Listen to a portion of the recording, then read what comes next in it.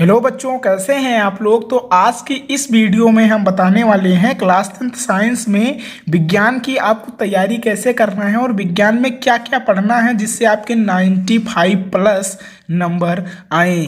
आपका जो एग्ज़ाम है वह 27 फरवरी को है, तो आप मेहनत करके तैयारी कीजिए और 95 प्लस स्कोर कीजिए। तो इस वीडियो को आप देखकर समझ लेंगे कि आपको कौन कौन से टॉपिक ऐसे हैं जिनको पढ़ना है और ऐसे कौन से टॉपिक हैं जो अच्छे नंबर में आते हैं, मतलब ज़्यादा नंबर में आते हैं, उनको आपको तैयार करना है। जिससे क्या होगा, क्या कहते हैं, आपकी जो तैयारी होगी वह बहुत ही बेहतर होगी। आपको क्या करना है, जितने भी मैं टॉपिक बताने वाला हूँ अप्रोक्स क्या कहते हैं 50 टॉपिक बताने वाला हूँ, उन सभी टॉपिक को आपको क्या करना है, तैयार कर लेना है। और मैं जितने भी ये टॉपिक बताने वाला हूँ इससे बाहर क्या कहते हैं एग्जाम में नहीं आएगा, तो आप इन सभी टॉपिक को जरूर तैयार करें और अपनी तैयारी को बेहतर करें। तो आइए देखते हैं हमारा जो पहला टॉपिक है वो क्या है। ये 50 महत्वपूर्ण टॉपिक है। ये फिजिक्स, केमिस्ट्री, बायोलॉजी तीनों पार्ट के हैं। तो इन तीनों पार्टों को जितने भी टॉपिक मैं बताने वाला हूं आप तैयार कर लीजिए, इससे बाहर नहीं आएगा एग्जाम में। तो जो पहला हमारा टॉपिक है वह है रासायनिक अभिक्रिया तथा उसके प्रकार। आपको तैयार कर लेने हैं। क्वेश्चन इस प्रकार भी पूछा जा सकता है कि रासायनिक अभिक्रिया क्या है तथा उनके प्रकार का वर्णन करना है आपको कि यह कितने प्रकार की होती हैं। दूसरा जो टॉपिक है ऊष्माक्षेपी तथा ऊष्माशोषी अभिक्रिया आपको तैयार कर लेना है। यह हर साल बोर्ड परीक्षा में पूछा ही जाता है।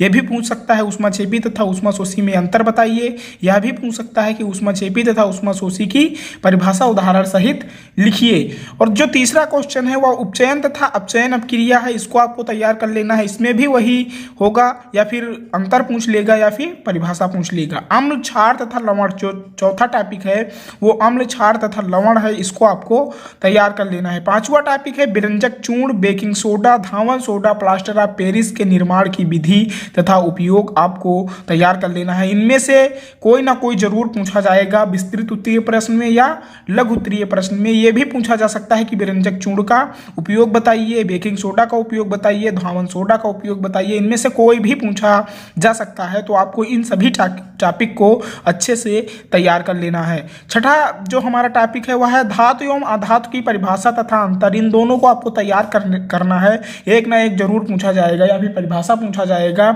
या अंतर पूछा जा सकता है।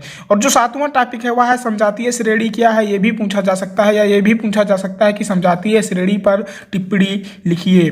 आठवां जो टॉपिक है संतृप्त तथा असंतृप्त हाइड्रोकार्बन में अंतर पूछा जा सकता है, या इसकी परिभाषा भी पूछी जा सकती है।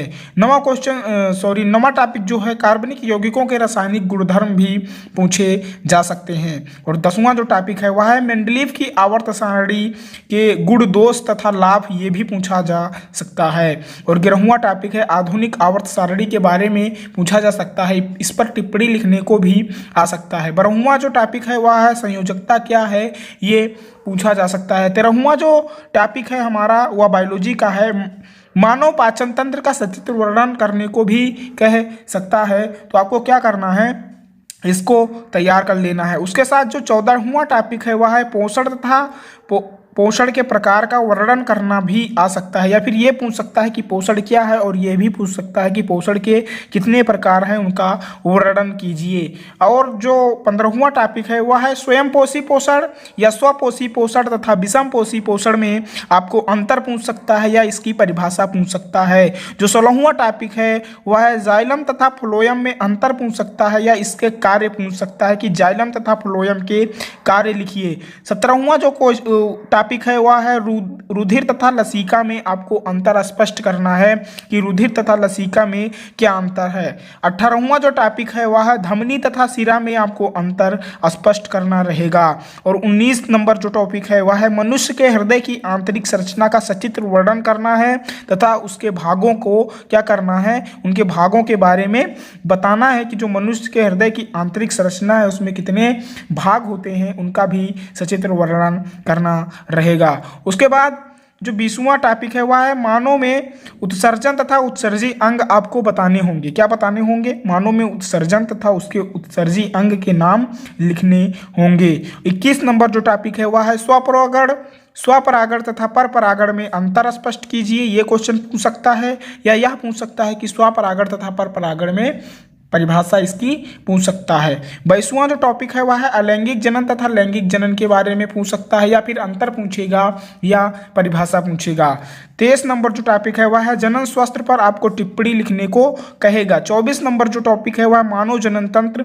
मानव जनन तंत्र में नर तथा मादा जनन तंत्र इनमें से कोई भी एक पूछ सकता है और इसका सचित्र वर्णन करना आपको रहेगा। 26 नंबर टॉपिक है जनसंख्या एक समस्या पर संक्षिप्त टिप्पणी लिखना रहेगा। जनसंख्या जो है उस पर, इस समस्या पर संक्षिप्त टिप्पणी लिखना पड़ेगा, इसके रोकने के उपाय तथा इससे नुकसान जो हो रहा है उस पर टिप्पणी लिखनी होगी। उसके बाद 27 नंबर टॉपिक परिवार नियोजन के बारे में आपको लिखना होगा और 28 नंबर टॉपिक मेंडल के जितने भी नियम हैं उनका वर्णन करना होगा।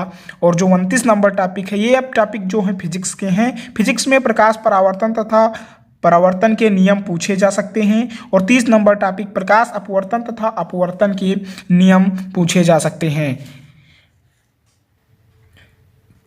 31 नंबर टॉपिक जो है मानव नेत्र तथा उनके भाग पूछे जा सकते हैं। ये विस्तृत उत्तरीय प्रश्न में पूछा जा सकता है कि मानव नेत्र का सचित्र वर्णन, उनके भाग, मानव नेत्र का सचित्र वर्णन कीजिए तथा उनके भाग के बारे में लिखिए।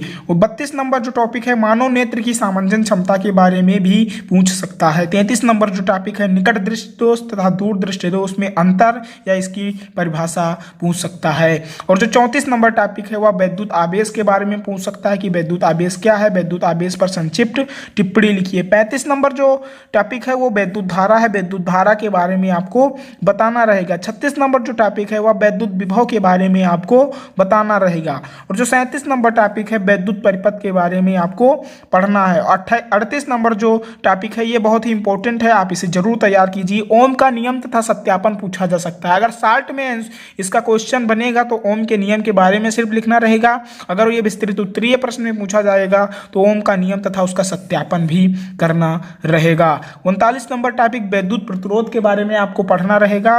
और 40 नंबर टॉपिक वैद्युत ऊर्जा के बारे में आपको पढ़ना। ये टॉपिक बहुत ही आसान है, कुछ भी इसमें है नहीं, सिर्फ आपको एक बार समझकर पढ़ लेना है। आप इन टॉपिक को तैयार करेंगे तो इससे बाहर आपके परीक्षा में नहीं आएगा। पूरी बुक के ये टॉपिक हैं तो इन्हें आप जरूर तैयार कीजिए। इसको पढ़ने के बाद आपको अन्य क्वेश्चन या नहीं पड़ेगी साइंस के पेपर को देने के लिए। तो 41 नंबर टॉपिक जो है वैद्युत सामर्थ्य तथा वैद्युत शक्ति के बारे में पढ़ना रहेगा। और जो क्या कहते हैं 42 नंबर टॉपिक है वह है चुंबकीय क्षेत्र तथा चुंबकीय बल रेखाओं के बारे में पढ़ना रहेगा।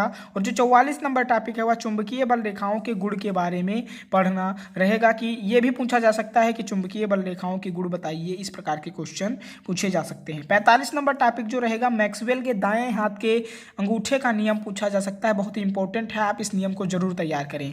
उसके साथ 46 नंबर टॉपिक वैद्युत चुंबक के बारे में पूछा जा सकता है, इसके गुण तथा इसके उपयोग भी पूछे जा सकते हैं। 47 नंबर क्वेश्चन फ्लेमिंग के बाएं हाथ का नियम पूछा जा सकता है। और 48 नंबर जो टॉपिक है वह है नाभिकीय विखंडन तथा नाभिकीय संलयन पूछा जा सकता है। इनके बीच अंतर भी पूछा जा सकता है कि नाभिकीय विखंडन तथा नाभिकीय संलयन के बीच अंतर स्पष्ट कीजिए। और 50 नंबर जो टॉपिक है ऊर्जा के पारंपरिक स्रोत के बारे में पूछ सकता है। आप इन 50 टॉपिक को तैयार करेंगे तो आपके 70 में 70 नंबर बोर्ड परीक्षा में आएंगे। इससे बाहर जो टॉपिक है वह कोई भी टॉपिक इससे बाहर नहीं आएगा। तो आप इन सभी टॉपिक को जरूर तैयार करें। अगर यह वीडियो आपको अच्छी लगी तो अपने दोस्तों के साथ शेयर करना ना भूलें तथा हमारे टेलीग्राम चैनल को ज्वाइन कर लें। अगर आपको इसका PDF चाहिए या नोट्स मटेरियल चाहिए तो आप हमारे टेलीग्राम चैनल कुशांक ऑनलाइन क्लासेस को ज्वाइन कर सकते हैं, लिंक डिस्क्रिप्शन में दिया रहेगा। अगर आप चैनल पर नए आए हैं तो चैनल को सब्सक्राइब करना ना भूलें, क्योंकि यहाँ पे स्टडी कंटेंट जितना क्लास 10th के ऑल सब्जेक्ट के बारे में पढ़ाया जाता है। तो फिर मिलते हैं अगले वीडियो में, तब तक के लिए धन्यवाद।